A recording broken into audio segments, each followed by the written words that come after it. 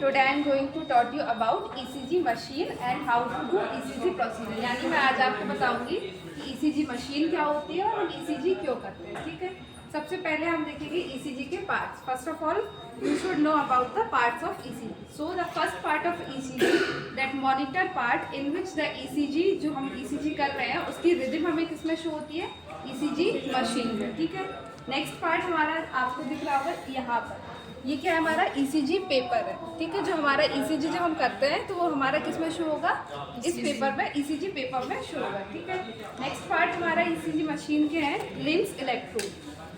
These four are limbs electrode. ठीक है, two limbs electrode for the legs and two limbs electrode for the hand. Clear?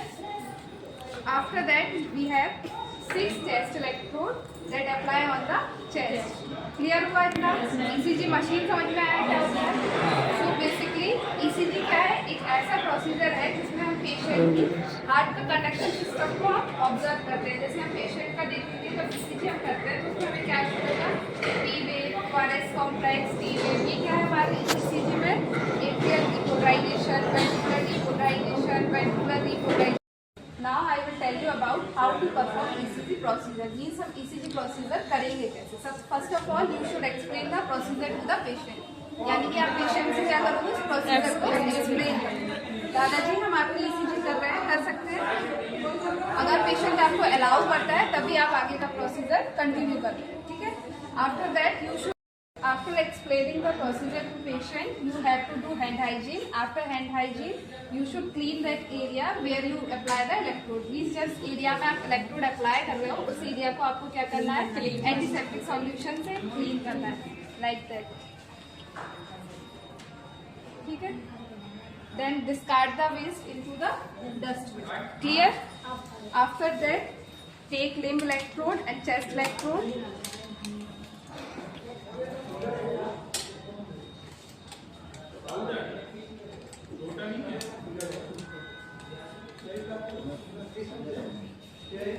Ask assistant to apply the limb electrode। Clear? Okay? So you should know the clear placement of the electrode।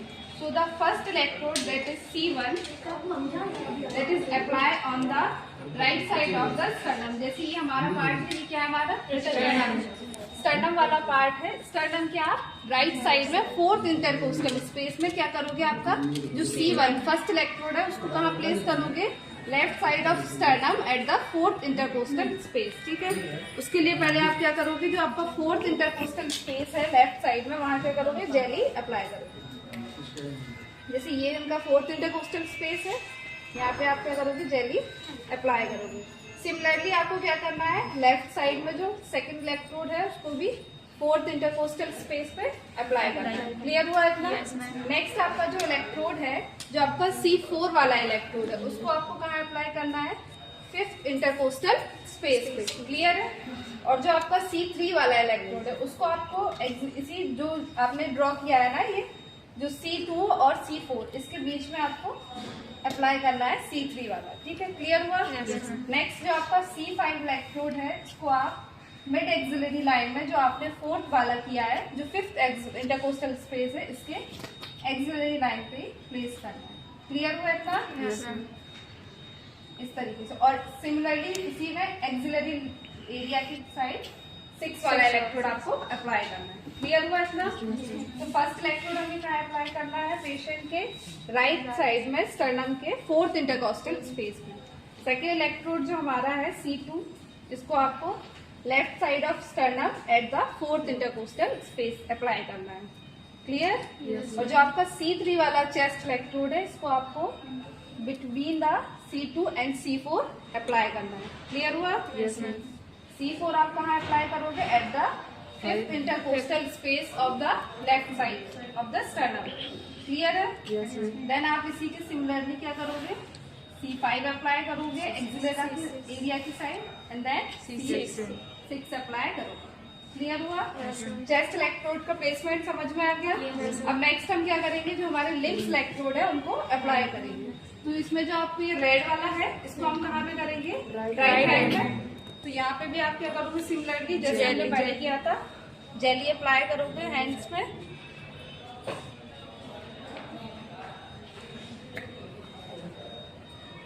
बेटा उस side वाले को लगाओ।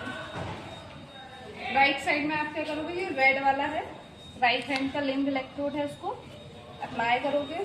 Then left hand का,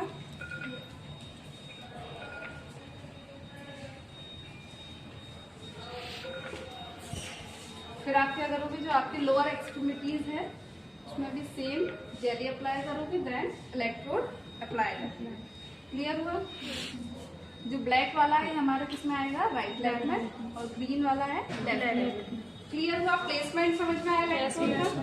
next अब आपको क्या करना है, ईसीजी मॉनिटर में यहाँ ईसीजी मॉनिटर में आप इसको देखोगे, इसका रिदम जो आपने ये देखा है ना, हम किसके लिए कर रहे हैं, हार्ट के कंडक्शन सिस्टम और उसकी इलेक्ट्रिकल एक्टिविटीज को ऑब्जर्व करने के लिए ईसीजी कर रहे हैं। तो आप क्या करोगे, मशीन में चेक करोगे कि प्रॉपर आपने जो इलेक्ट्रोड प्लेस किए हैं अपने प्रॉपर प्लेस पे है या नहीं।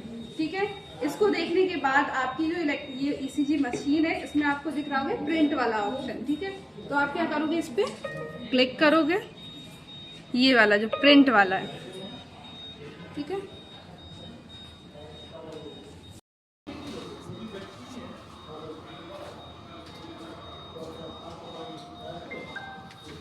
इस तरीके से जो आपका ईसीजी पेपर है इसमें आपका ये रिपोर्ट आ जाएगा।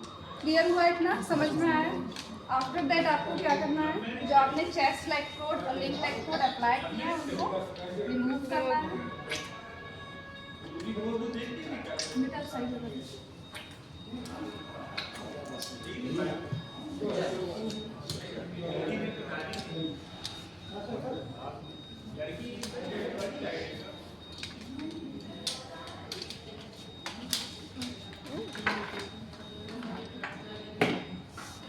Then take a cotton ball and clean your chest. ठीक है, समझ में आ रहा है बेटा? जो आपने जेली अप्लाई करी है उसको क्या करना है, आपको रिमूव करना है और उसको डिस्कार्ड करना है।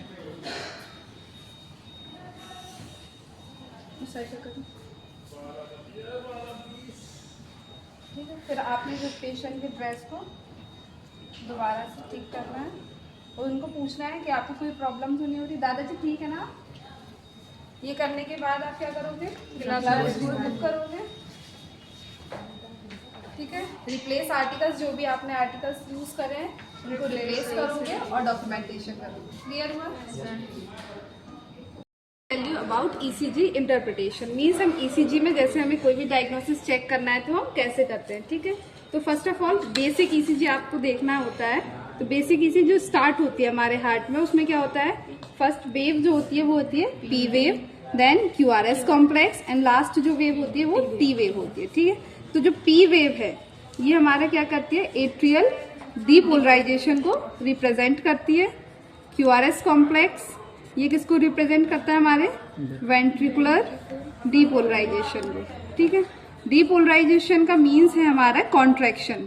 ठीक है, जैसे हार्ट में हमारा ब्लड पंप करता है ना, तो जब हमारा superior vena cava inferior vena cava से जो ब्लड राइट एट्रियम में आता है तब क्या होता है, हमारा राइट एट्रियम कॉन्ट्रैक्ट करता है, तब हमारी कौन सी वेव फॉर्म होती है, पी वेव। इसको हम क्या बोलते हैं, एट्रियल डीपोलराइजेशन। नेक्स्ट हमारा क्या है, क्यूआरएस कॉम्प्लेक्स। क्यूआरएस कॉम्प्लेक्स कब फॉर्म होता है, जब हमारा वेंट्रिकुलर जो वेंट्रिकल है ना हार्ट का वो कॉन्ट्रैक्ट करता है, तो कौन सी वेव फॉर्म होती है, क्यूआरएस कॉम्प्लेक्स, जिसको हम वर्ड किससे रिप्रेजेंट करते हैं, वेंट्रिकुलर डीपोलराइजेशन।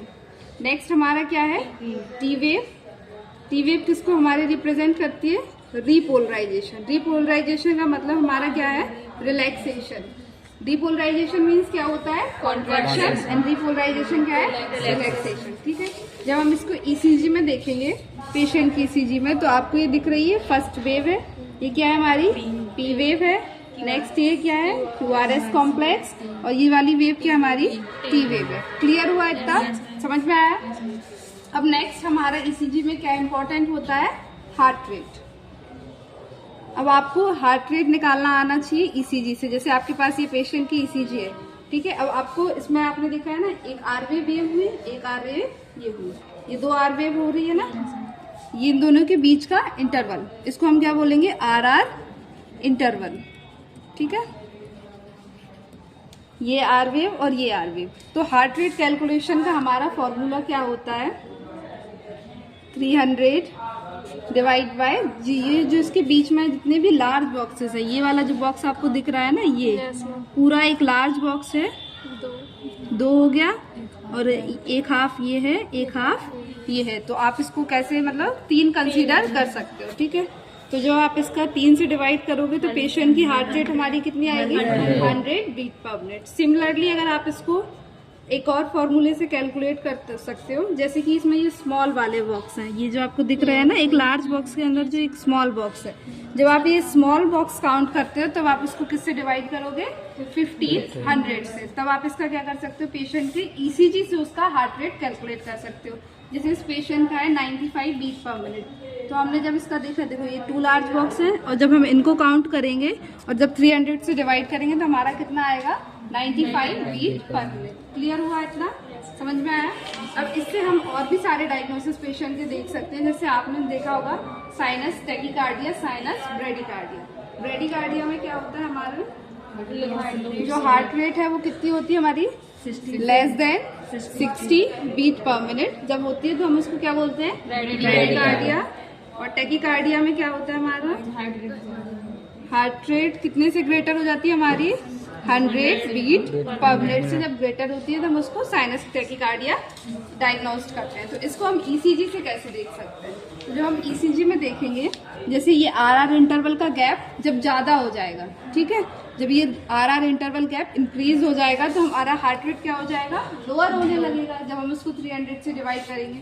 फॉर एग्जाम्पल हम 300 को डिवाइड करेंगे 4 से, ठीक है,